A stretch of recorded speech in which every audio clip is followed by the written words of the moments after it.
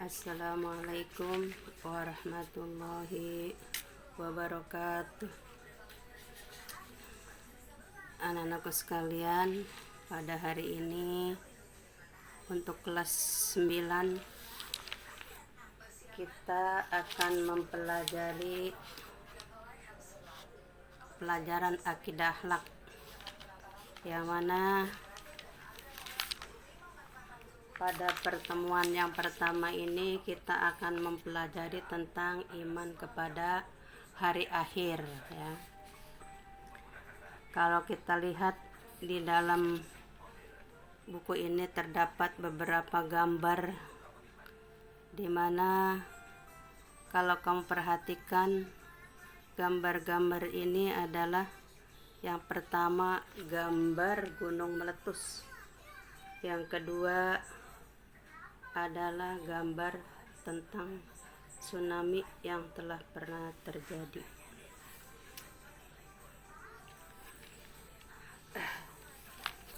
Nah, di sini adalah salah satu contoh tentang kejadian-kejadian yang Allah ciptakan, ya, atas kekuasaan Allah, bukan kekuasaan manusia.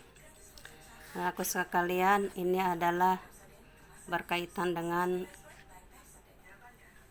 pelajaran yang akan kita pelajari pada hari ini, yaitu tentang iman kepada hari akhir. Apa sih hari akhir? Hari akhir sering disebut juga adalah hari kiamat. Pada hari itu di mana ditandai dengan ditiupnya trompet oleh malaikat Israfil atas perintah Allah Subhanahu wa Ta'ala, sehingga pada hari itu akan terjadi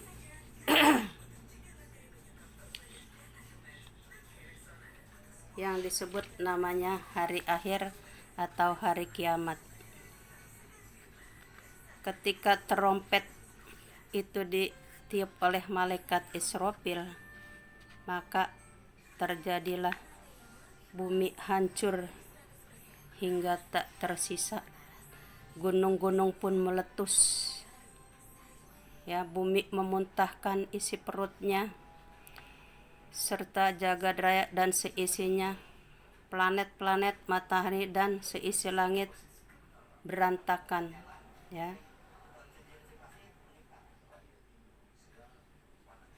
Bahwa Al-Quran pun akan menjelaskan tentang hancurnya alam semesta beserta isinya, yang disebut adalah Yaumus Sa'ah, hari kehancuran, ya.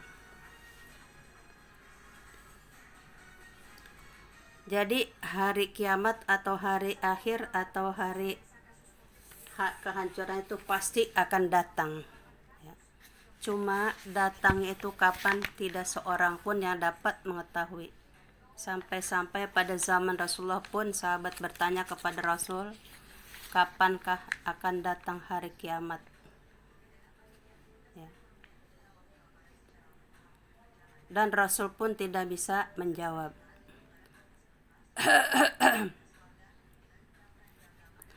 Jadi hari kiamat itu datang, tidak ada yang tahu kapan datangnya, ya, waktunya kapan, kepada siapapun tidak ada yang mengetahui, termasuk Rasulullah Shallallahu Alaihi Wasallam, ya, tidak mengetahui akan terjadinya hari kiamat.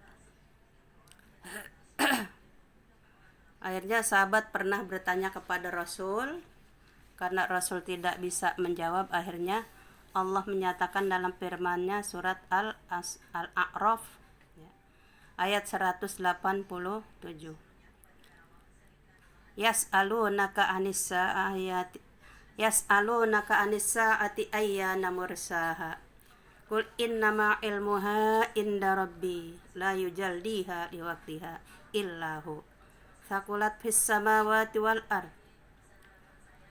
La ta'tikum illa batatan yas'alunaka ka'annaka hafiyun anha. Qul innama ilmuha indallah walakinna aktsaran nasi la ya'lamun. Mereka menanyakan kepadamu tentang kiamat, bilakah terjadinya? Katakanlah, sesungguhnya pengetahuan tentang kiamat itu adalah pada sisi Tuhanku. Tidak seorang pun yang dapat menjelaskan waktu kedatangannya selain Dia. Kiamat itu amat berat huru-haranya bagi makhluk yang di langit dan di bumi. Kiamat itu tidak akan datang kepadamu melainkan dengan tiba-tiba. Mereka bertanya kepadamu seakan-akan kamu benar-benar mengetahuinya. Katakanlah, sesungguhnya pengetahuan tentang hari kiamat itu adalah di sisi Allah, tetapi kebanyakan manusia tidak mengetahui. Hari kiamat itu disebut juga hari kebangkitan. Setelah dunia dan seisinya habis karena hancur lebur, termasuk manusia juga dihancurkan, kemudian Allah memerintahkan malaikat Israfil untuk meniup terompet kedua sebagai pertanda akan dibangunkan kembali manusia yang disebut Yaumul Ba'as, hari kebangkitan. Apa sih hari kebangkitan? Hari di mana manusia atau dunia beserta alam dan isinya telah hancur lebur, kemudian Israfil diperintahkan untuk meniup trompetnya yang kedua sebagai pertanda akan dibangunkannya kembali manusia setelah hancur. Itu namanya disebut Yaumul Ba'as. Ba'as artinya bangkit. Jadi Yaumul Ba'as, manusia dibangkitkan dan dihidupkan kembali dari kematiannya dan dari kehancurannya. Allah menerangkan dalam surat Az-Zumar ayat 68 yang berbunyi, "Tsumma nufikha fihi ukhra fa idahum qiyamun yanzurun."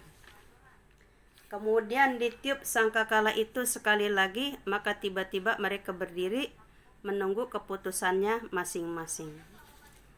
Jadi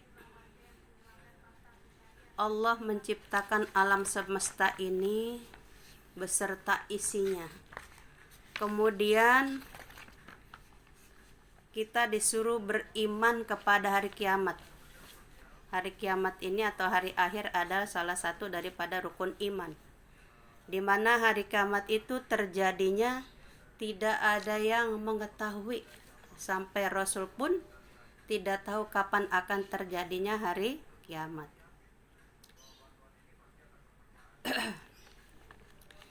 Jadi hari kiamat itu datangnya secara tiba-tiba. Cuma memang ada tanda-tandanya. Nanti akan kita pelajari tentang tanda-tandanya. Tanda-tanda hari kiamat. Tapi kalau yang di dalam gambar ini seperti gunung meletus, tsunami, dan lain sebagainya, contoh-contoh yang telah terjadi, itu namanya kiamat sugro. Namanya kiamat sugro. Yang akan kita bicarakan ini adalah kiamat kubro, hancurnya alam beserta isinya, kemudian hancur luluh berantakan, gunung-gunung berbenturan, bumi pun memuntahkan semua isinya, itu namanya kiamat kubro. Hancur semua alam semesta ini jadi satu antara gunung, bumi, laut dan sebagainya, semua luluh berantakan. Kemudian setelah itu Allah bangkitkan lagi kita nih manusia, Jadi kita setelah mati nanti akan bangkit lagi, di mana di masa depan nanti kita akan mempertanggungjawabkan semua amal soleh atau amal kita kepada Allah ketika kita masih hidup, Makanya dikatakan nanti ada Yaumul ba's, hari dibangkitkannya manusia. Jadi Israfil disuruh meniup sangkakalanya atau trompetnya lagi untuk membangkitkan manusia yang sudah hancur, ya.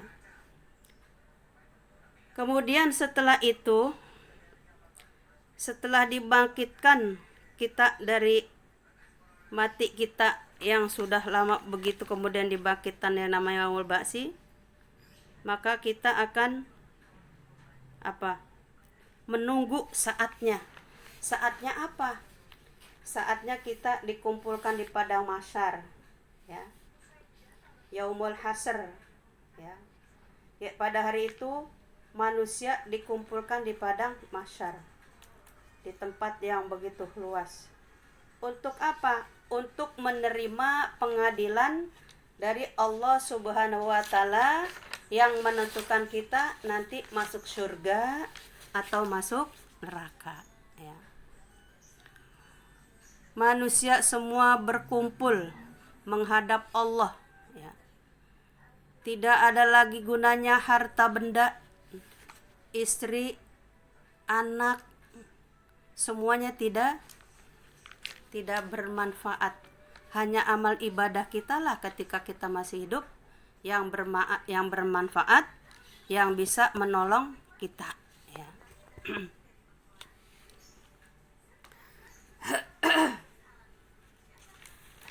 Allah berfirman dalam Al-Qur'an surat Asy-Syu'ara, ya, ayat 88 dan 89. Yauma la yanfa'u malu wala banun illa man atallaha biqalbin salim. Yaitu di hari harta dan anak-anak laki-laki tidak berguna kecuali orang-orang yang menghadap Allah dengan hati yang bersih.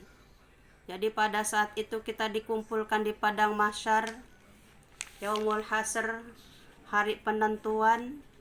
Jadi anak tidak ada gunanya. Harta pun yang kita miliki di dunia yang begitu melimpah ruah tidak ada gunanya kecuali amal ibadah kita, ya. Selama kita hidup di alam dunia ini, kita beribadah kepada Allah, mencari ridho Allah, baik itu sholatnya, puasanya, zakatnya, amal ibadah yang lainnya, hanya mencari ridho Allah. Itulah yang dapat menolong kita nanti ketika kita dapat mempertanggungjawabkan semua perbuatan kita di hadapan Allah Subhanahu wa taala. Nah, pada hari itulah disebut juga namanya hari perhitungan.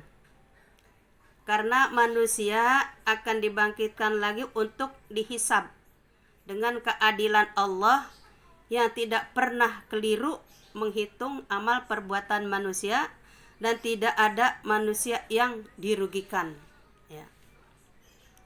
Makanya selama kita hidup di alam semesta ini, ya, semua amal ibadah kita sekecil apapun tercatat oleh siapa? Oleh malaikat. Malaikat apa? Raqib dan Atid, yang baik dan yang buruk sedikit pun tidak tertinggal, semuanya dicatat oleh malaikat.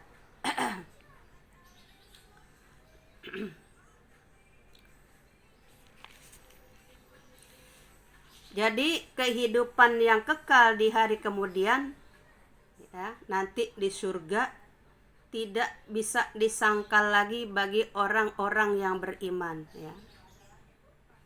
Kenapa? Karena kehidupan di surga suatu tempat yang penuh kebahagiaan bersama orang-orang pilihan. Tiada dendam, tidak iri, tidak dengki, ya, dan diridhoi Allah Subhanahu wa taala. Sedangkan hidup di neraka tak pernah lepas dari siksaan. Malaikat Malik yang bengis, yang penuh kebencian, tak segan-segan mengoyak-ngoyak tubuh manusia yang ada di neraka. Kira-kira kita dicubit saja rasanya sakit tidak? Sakit. Apalagi nanti malaikat yang begitu gagah perkasa, malaikat Malik. Dari bentuknya saja udah serem, ya. Begitu gagah. Kemudian tampangnya juga begitu menyeramkan. Nah, kalau kita ngeliat orang yang galak, kira-kira orang nih bukan malaikat, takut gak? Takut. Apalagi malah malaikat. Di neraka satu-satunya malaikat yang menyiksa manusia di dalam neraka. Maka kita harus yakin setelah kita mati ada kehidupan, di mana kehidupan itu tanggung jawabnya adalah lebih besar daripada kehidupan di dunia. Kalau kehidupan di dunia kita sakit gigi, ada orang tua, ada yang ngobatin, ada temen, ada yang beliin obat. Tapi kalau sudah di neraka, kita disiksa sama malaikat, tidak ada yang nolongin, ya. Ya, tidak ada yang nolongin. Mudah-mudahan kita termasuk penduduk atau ahli surga. Kalau yang mau menjadi ahli surga, tentunya sholatnya harus rajin. Apalagi kamu sekarang kelas 9, sudah pada balik, sudah pada tahu mana yang cantik, sudah pada tahu mana yang tampan, artinya sudah balik. Maka sholatnya juga wajib, tidak perlu dibangunkan, tidak perlu diperintah, tidak perlu digeprak-geprak kayak bebek, tahu nggak bebek? Ya. Jadi harus dengan kesadaran sendiri masalah sholat atau masalah amal soleh atau kebaikan. Sebab apa? Kamu sudah remaja, sudah bisa membedakan mana yang baik, mana yang buruk. Tentunya perbuatan itu harus bisa disaring. Yang kira-kira bermanfaat, amalkan. Yang kira-kira berbahaya, jangan dilakukan. Ya. Kalau kita yakin ada kehidupan setelah kematian, kita yakin bahwa itu ada, maka kita harus selalu beramal soleh. Kenapa? Karena kita takut, ya. Di rumah aja kadang-kadang sendiri takut, ini di dalam kubur, ya. Dalam kubur ditindiin tanah, dijepit, diinjek-injek, lalu datang malaikat menanya kita sendirian, bagaimana? Kira-kira takut tidak? Takut. Allah berfirman dalam surat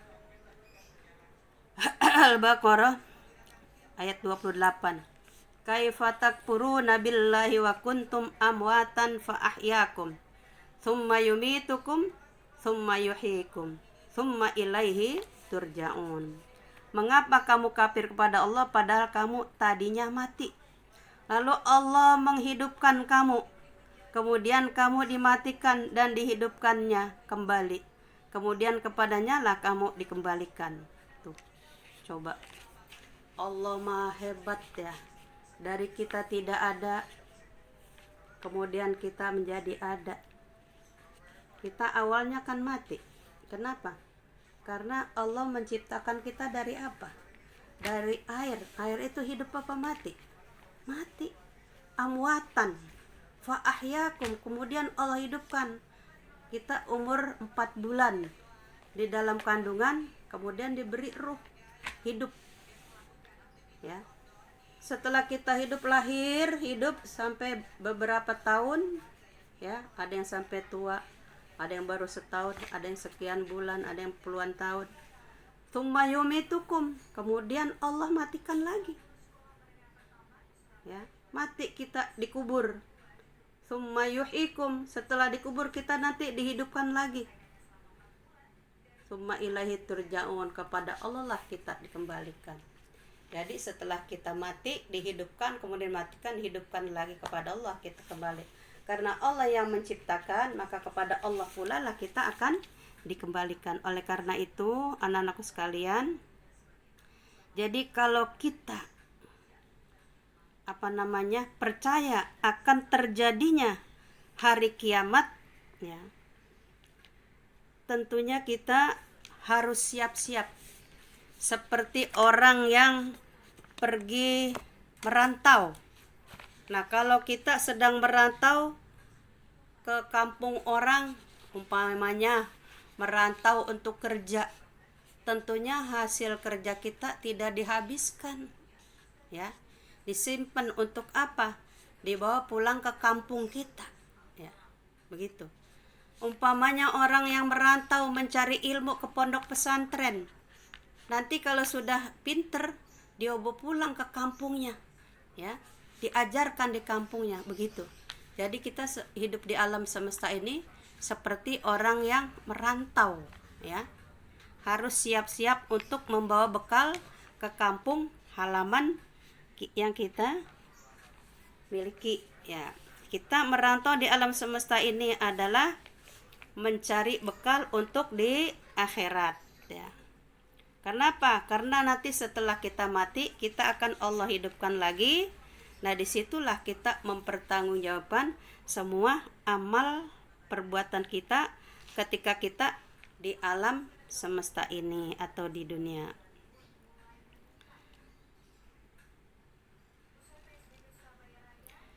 Jadi dengan uraian di atas, dengan beberapa ayat yang tadi kita bacakan, ya, kita mendapatkan gambaran umum tentang hari kiamat. Apa sih? Bahwa hari kiamat itu adalah berakhirnya semua kehidupan di alam semesta ini atau di dunia ini, ya. Setelah itu, setelah terjadinya berakhir alam semesta ini, nanti Allah akan membangkitkan lagi, ya. Kita dibangkitkan lagi, kemudian kita dikumpulkan, ya, untuk menghadapi pengadilan Allah, ya, yang disebut pula dengan hari perhitungan atau yaumul hisab, ya. Jadi pada saat itulah kita atau manusia semua melihat hasilnya ketika hidup di alam semesta ini. Semua perbuatannya yang dilakukan di dunia, ya, bisa dilihat. Baik itu imbalan yang baik maupun imbalan yang buruk harus bisa diterima. Kalau kita mendapatkan imbalan yang baik, tentunya kita mendapatkan kebahagiaan. Apa kebahagiaannya? Yaitu Allah tempatkan di surga. Kalau kita mendapatkan imbalan yang tidak baik, memang Allah sudah janjikan seperti itu, maka kita akan mendapatkan imbalan di neraka. Na'udzubillah min dzalik. Kira-kira kamu sekarang nih sudah pada besar, sudah pada balik. Kira-kira maunya yang mana? Imbalan yang surga apa imbalan yang neraka? Kalau imbalan yang surga, tentunya kita selalu beramal soleh. Yang namanya sholat jangan ditinggalkan. Apalagi kamu sudah pada besar, yang namanya sholat 5 waktu jangan ada bolong-bolong lagi, ya. Sholatnya harus komplit 5 waktu. Syukur-syukur bisa ditambah, ya. Apalagi di rumah nih, kalau udah habis belajar ambil wudhu, ketika istirahat sholat duha, ya. Doain orang tua kita yang lagi berusaha, ya. Nah, kalau setelah maghrib membaca Al-Quran jangan pakai diperintah. Bacalah Al-Quran. Kalau belum bisa pergi ke musola, minta diajarkan sama orang yang sudah bisa baca Al-Quran. Sebab apa? Karena Al-Quran itulah semua yang menjadi petunjuk kita nanti. Hudal lil muttaqin. Kalau kita tidak bisa membaca Al-Quran, kita akan berbahaya. Karena apa? Karena segala-galanya semuanya ada Di Al-Quran. Kalau kita mau sholat nggak bisa baca Al-Quran, apa yang dibaca? Ya, nah makanya pelajari Al-Quran. Kita sebagai orang Islam, Al-Quran itu adalah pedoman hidup kita, pedoman hidup di dunia dan di akhirat. Jangan disuruh baca Al-Quran gak mau, disuruh belajar Al-Quran tidak mau, malu, gak bisa. Justru yang gak bisa itulah harus belajar. Kalau bisa ngajarin, ya. Jadi kalau kita sedang belajar, jangan pakai malu-malu, ya. Nggak boleh malu kalau lagi belajar. Justru itulah orang yang kalau ada kemauan, itulah tanda-tanda orang yang akan berhasil. Kalau orang yang disuruh belajar alasannya malu, itu orang yang tidak mau berhasil, ya. Jadi kita sebagai umat muslim, sebagai umat Nabi Muhammad, pedoman hidup kita adalah Al-Quran. Dengan Al-Quran lah kita bisa bahagia. Coba kalau kamu lihat di bulan puasa, ada hafizoh, umur 5 tahun, 6 tahun, 7 tahun, ada yang sudah hafal 5 juz, 10 juz. Kamu gak usah hafal banyak-banyak lah, yang penting baca Al-Qurannya fasih dulu, tahu tajwidnya, ya, pelajari tajwid. Kenapa? Karena kalau kita bisa baca Al-Quran, kemudian kita sholat, bacaannya bagus, ya. Kayaknya kalau kita dengar orang baca Al-Quran bagus, ibarat perjalanan itu di jalan tol. Kita naik bawa kendaraan nih, jalan di jalan tol, enak, licin, halus suaranya.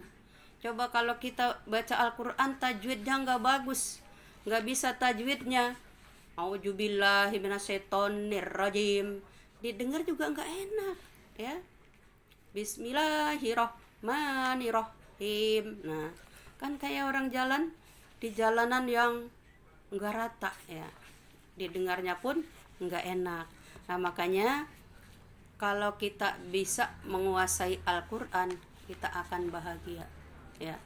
Kalau kita lihat di bulan puasa tuh anak-anak kecil, hafizoh, ya, dapat hadiah pergi umroh dengan kedua orang tua. Nah itu salah satu, ya, kelebihan. Bagi kamu ini anak-anak belum terlambat untuk bisa menghafal Al-Quran, ya. Pelajari Al-Quran dengan baik, ya. Nah, kenapa? Karena dengan Al-Quran lah kita bisa bahagia, ya.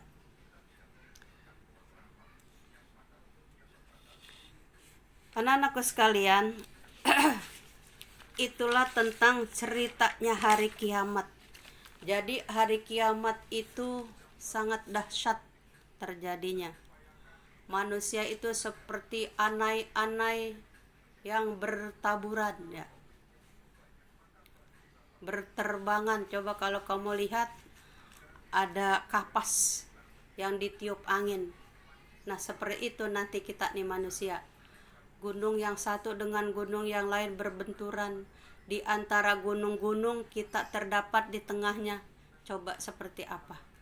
Oleh karena itu, mudah-mudahan dengan mempelajari tentang kejadian hari kiamat ini, kamu diberi kesadaran, ya, untuk beramal soleh, belajar dengan baik, belajar membaca Al-Quran, dengan orang tua tidak melawan, ya. Banyak kan anak-anak sekarang kalau dipanggil orang tua sulit, nggak mau nyamperin. Tapi kalau HP-nya bunyi, taatan sama HP, coba dah, ya. Nah oleh karena itu anak-anakku sekalian, mudah-mudahan dengan mempelajari tentang kejadian hari kiamat ini, kamu diberi kesadaran, ya, diberi kesadaran supaya mau mengerjakan amal soleh. Kenapa? Karena hari kiamat itu terjadinya kita tidak tahu. Kalau Allah sudah berkehendak, kun fayakun, ya. Apalagi kalau kita lihat di zaman sekarang, tanda-tandanya hari kiamat itu sudah banyak, ya. Dajjal turun, pernah di Arab ada bayi matanya sebelah. Sekarang orang tua bunuh anak banyak. anak bunuh orang tua banyak. Itu salah satu tanda kiamat. Cuma sekarang belum apa? Matahari terbit dari barat yang belum. Kalau besok matahari terbit dari barat, itu udah akan terjadi hari kiamat ya. Oleh karena itu anak sekalian, mudah-mudahan dengan mempelajari hari kiamat ini yang akan terjadi dan terjadinya kita tidak tahu, kamu akan sadar ya bahwa kita nanti di alam akhirat ya sendirian. Orang tua tidak kenal anak, anak tidak kenal orang tua, sahabat pun tidak mau ketemu ya. Yauma la yanfa'u malu wala banun. Harta yang kita miliki, alpatnya 10 ya, rumahnya hebat, besar-besar, ada 5, itu nggak ada nilainya, tidak menolong kita nanti di akhirat. Wala banun, anak-anak laki begitu juga. Biasanya kan orang kalau punya anak laki bangga, wah saya punya anak laki nih, anak saya gagah perkasa, nanti bisa nolong. Tapi di saat itulah tidak ada yang bisa nolong ya. Nah, anak-anakku sekalian, mudah-mudahan ya sekali lagi setelah mempelajari tentang hari kiamat yang begitu kejam ya, kamu diberi taufik hidayah, mau melaksanakan sholat tanpa disuruh, belajar tanpa disuruh, mengaji atau membaca Al-Quran tanpa disuruh. Kenapa? Karena takut untuk masa depan di akhirat nanti. Hanya itulah, mudah-mudahan nanti untuk jam berikutnya atau pertemuan yang berikutnya kita sambung kembali ya. Mudah-mudahan ini bermanfaat untuk kita semua. Kalau untuk absen, nanti kamu langsung absen. Kalau ada pertanyaan, ditulis saja, nanti dikirim ya beserta absen, bisa saja. Kemudian jangan lupa dikasih nama siapa yang bertanya. Kalau saya bisa jawab, insya Allah akan saya jawab untuk pertemuan berikutnya. Akhirul kalam, assalamualaikum warahmatullahi wabarakatuh.